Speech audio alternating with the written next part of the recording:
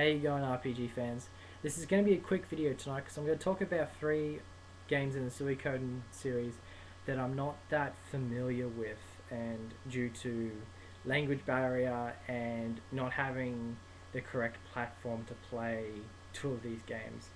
And the games I'm going to talk about tonight are Volume 1 and 2 of Genso Suikogaiden and Genso Suikoden Card Stories. Just give you a brief information on these games. These games, the Genso Suikogaiden games, are visual, choose-your-own-adventure style games, text adventures.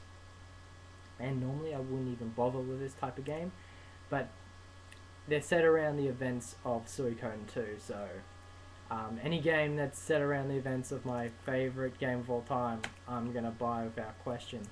But I've known about the story very vaguely throughout the years. Someone had a rough draft of translation for Volume 1 back in 2005, and that's when I read it. Absolutely loved it. But in about a year I've completely forgotten about it. I've only known the finer points of what happens.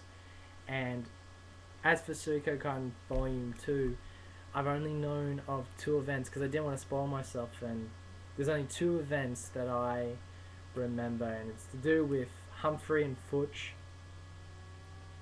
and the fake fire hero, which kind of plays into the theme of Suikoden 3. The good thing about this is it was made during the development of Suikoden 3, so they actually put some elements to set up the events of Suikoden 3 in this, but not at great length, just tidbits, sort of like to tease you.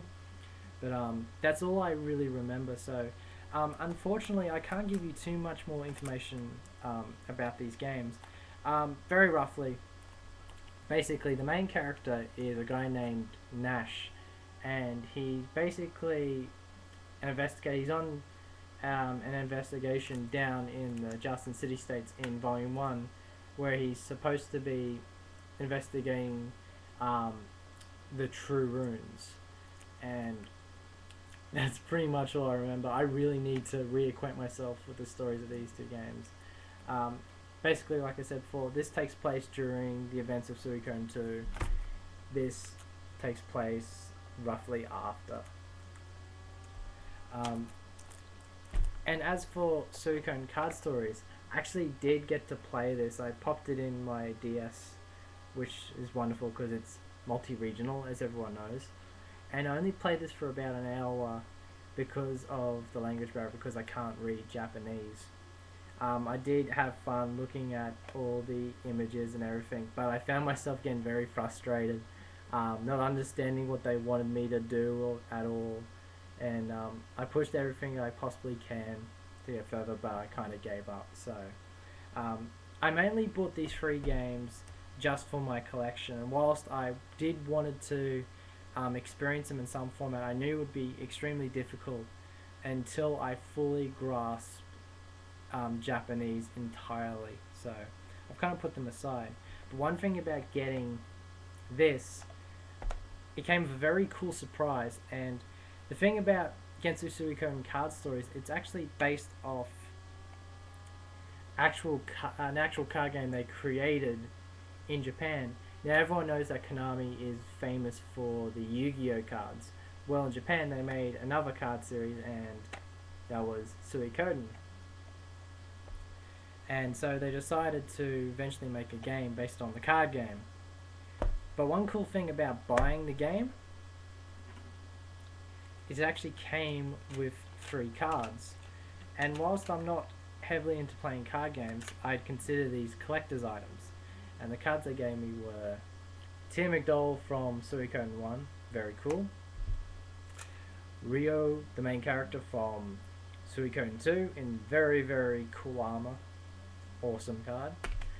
But this last card that they gave me, whoa, my reaction when I got this card was very priceless. Everyone was wondering what I was so happy about. It is some of the best artwork I've ever seen on a card, let alone a painting. And of course, it is a card of my all-time favorite villain, Luca Blight, and that's awesome. And I kind of said to myself, um, it, I don't know, it might be the artist of Castlevania, but it's very hard to tell at the angle he's at. But I wouldn't um, put it past them to do it. But it's awesome artwork. I mean, at one stage I decided that I wanted to actually put this in a frame, in a photo frame, because it's just so good. So that's pretty much all the information I can give on both these games, but I am going to make things easier for anyone that wants to experience them. There is a YouTuber by the name of Reign of Hearts who does a series of Let's Play videos. And the cool thing about his channel is he does a lot of Let's Play videos for Japanese RPGs that's not well known, like Dragon Force 2, but which is really, really cool. But there's two other series of Let's Play videos he does, and it's awesome. He's done a couple of videos for Suikoden stories. He's also done a couple of videos for Genso Suikogaiden Volume 1. And the cool thing about his channel is he records the footage of the games, but when the text happens on the screen, he actually translates and explains to the viewers what's being said. And I gotta say, you're doing us a bloody great service, mate. So I gotta say thank you, and thank you very much.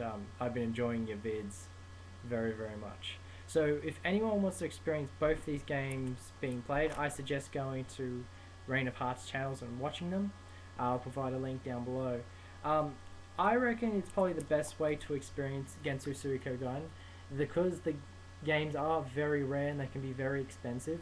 I honestly cannot recommend them to anyone unless you're a hardcore Suiko fanatic like myself, especially if you believe Suikoden 2 to be best game ever made, and you're honestly going to want to know the events of what happened in both these games. So yeah, that's pretty much all I can say on both games. I know it's a little weak compared to the other videos I've posted, but this part of the Suikoden series has always been my weak point, and I've mainly got the games just for show for now until I fully grasp the Japanese language. But there's many people like Reign of Hearts, so it is online trying to translate these games for the fan base.